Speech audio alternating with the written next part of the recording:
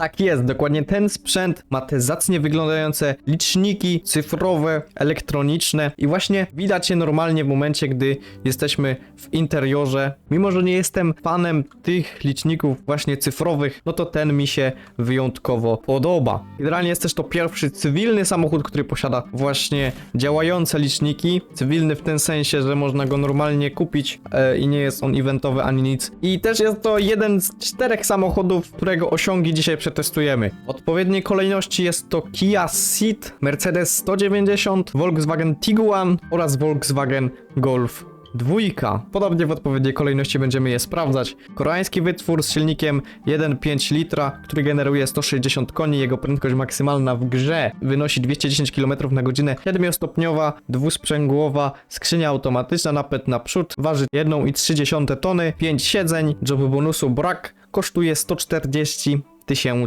PLN-ów. Tak wygląda we wszystkich kolorach świata. Możemy sobie już ją pojawić. Zobaczmy, jak tutaj prezentuje się wnętrze. No jest takie dosyć nowoczesne. Widać już cyfrowe liczniki, które niestety nie działają. No wygląda dosyć ok ten samochód. Mamy tutaj w ogóle, patrzcie, automatyczne światła dzienne. Tak, nawet się ich nie da wyłączyć. My i tak musimy w zimę włączyć mijania. Dzięki skrzyni biegów samochód jest bardzo dynamiczny. Co nieco już o jego światłach wspomniałem, to są mijania długie, z tyłu wyglądają tak. Kierunkowskazy tutaj z każdej strony, przeciwmgielnych tutaj nie ma i światła wstecznego są tutaj na dole. Klakson brzmi w ten sposób. Podobny jak jest w jednej z ostatnich eventówek. Dźwięki. Dźwięk już użyty w paru innych pojazdach, nic specjalnego. Systemy bezpieczeństwa, kontrola trakcji ABS, standard maksimum. No także pora zmierzyć, w jakim czasie rozpędzi się ta Kia do setki. Co do poprawności tych wymiarów mogą być pewne wątpliwości z tego względu, że są warunki takie jakie są. No ale zobaczymy. Uwaga, cisnę.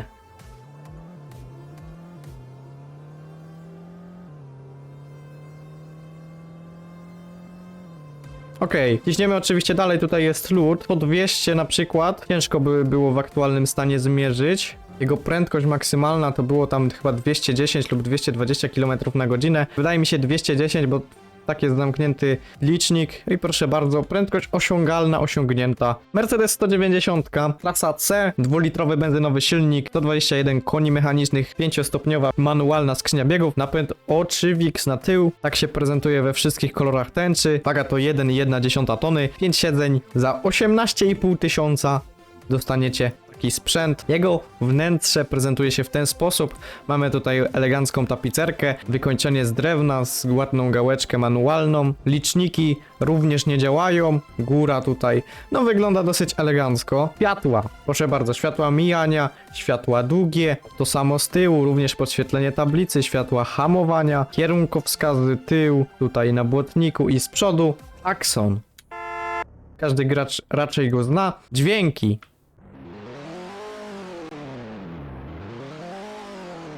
Okej, tych dźwięków jeszcze chyba nie słyszałem. Co do systemu bezpieczeństwa to się bardzo zdziwiłem, ponieważ nie ma tutaj ani ABS-u, ani kontroli trakcji. Co dziwne, bo Mercedes chyba słynął z tego bezpieczeństwa zawsze z tych systemów, że on chyba jako pierwszy zaczął w standardzie wprowadzać BAS, ABS i tak dalej, nie? Nie wiem, jak tu powinna wyglądać poprawność co do tego, może po prostu tutaj tego w standardzie nie było. Skrzynia manualna i ciśniemy 0-100 bezlitośnie z odcinki.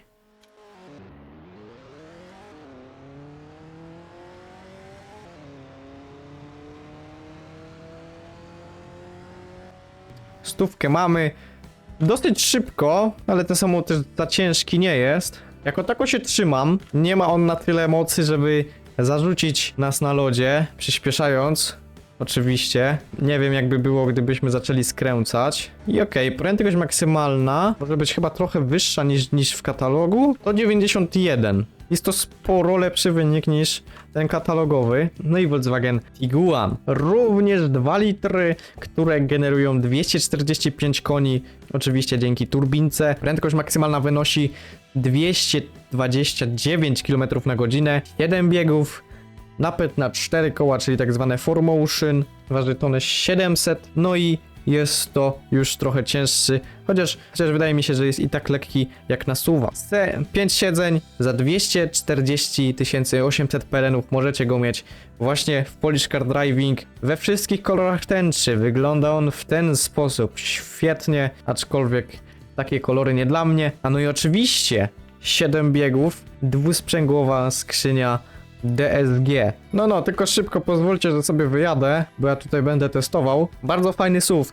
No oczywiście terenowy to on nie jest, ale na przykład taki teren jak mamy w tej grze to może na spokojnie wystarczyć i właśnie na takie warunki też jest bardzo fajny, na takie zimowe. Większość Polaczków właśnie kupuje takie SUVy tylko po to, żeby dobrze się nimi jeździło w zimę. Dobra, do sedna oczywiście interior, gałeczka skrzyni, odpalanie bezkluczykowe, no czyli bajery, elektryczne szyby, to wszystko z góry. O, właśnie, to jest ważne. Szyberdach taki panoramiczny można to nazwać. Podzielone tu na dwie części. No i liczniki nasze piękne, działające, jak widzicie, nawet są tutaj biegi, mamy drive, to też nas informuje o tym, że to jest na pewno automat. Kurde, szczerze w PCD przydałby się automat prawdziwy, że macie auto i startujecie normalnie z P, żeby jechać musicie przeskrolować z P, R, N i D, a jak klikniecie M, to się otwiera taki specjalny tryb, że pokazuje M i bieg, który macie i możecie sobie też tam manualnie mieć. Ale powiem, że to jest tylko taka moja czysta fantazja. Jest też cyfrowo prędkość tutaj napisana. Takie coś też by mogło być w Chargerze na przykład, bo tam normalnie na tarczy jest wyskalowane to w milach, a w środku na komputerze pokładowym już by mogło to wyświetlać się w kilometrach. Dobra, bo się tutaj rozgadałem. I tak, światła. Jest to dosyć nowy samochód, ale nie ma automatycznych dziennych. Można je sobie ręcznie poodpalić, się podświetlają tu ledziki ładnie. Światła mijania. I tutaj jeszcze patrzcie, w grillu podświetla się jeden paseczek. Światła długie, paseczek też w środku się tu podświetla. Brakuje tutaj, podobnie jak w Mercedesie i Kii, przeciwmgielnych. No i tu klasyczne światełka, podobne jak w Passacie, w Golfie z podobnych roczników. Światła hamowania. No tutaj się taki ledzik ładny doświetla, fajnie to wygląda. I kierunkowskazy, tutaj jeszcze na lusterku i z przodu też eleganckie. Klakson, dźwięki.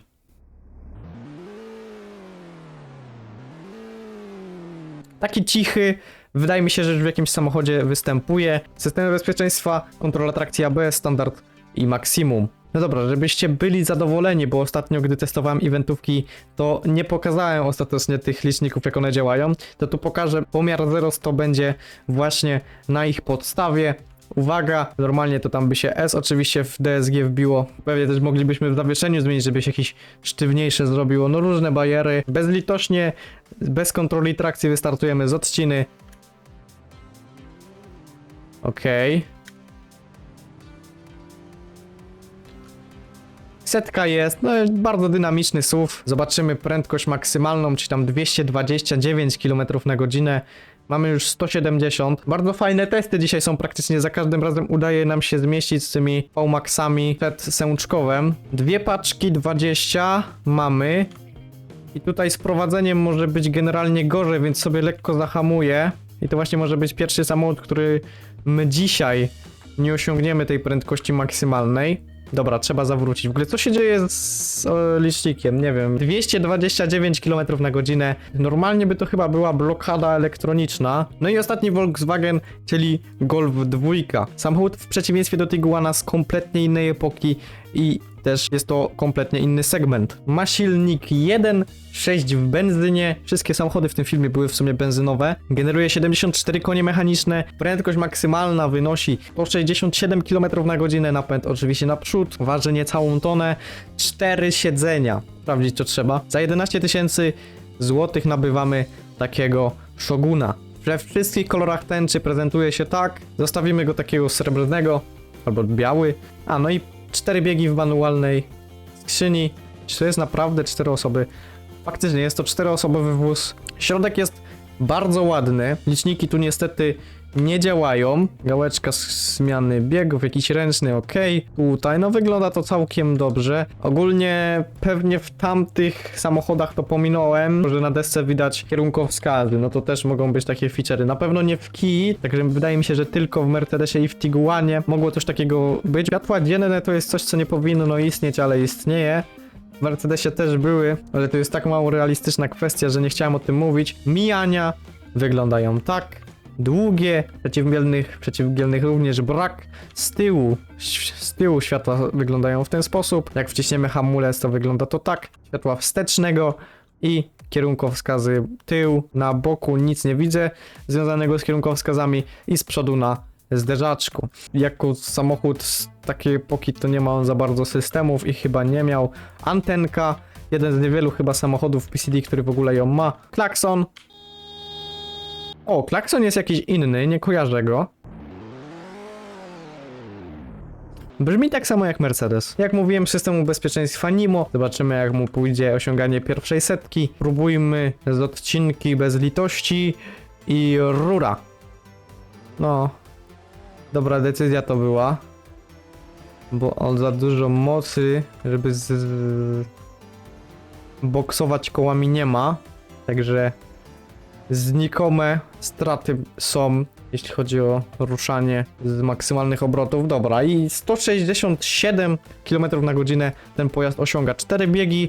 Tak, to już jest ostatni bieg. Na luzie przed końcem lasu uda się osiągnąć maksa 167. Nawet da się zakręty nim brać ładnie. No tutaj już jakbyśmy jechali taką prędkością, byśmy stracili prawo jazdy na 3 miesiące.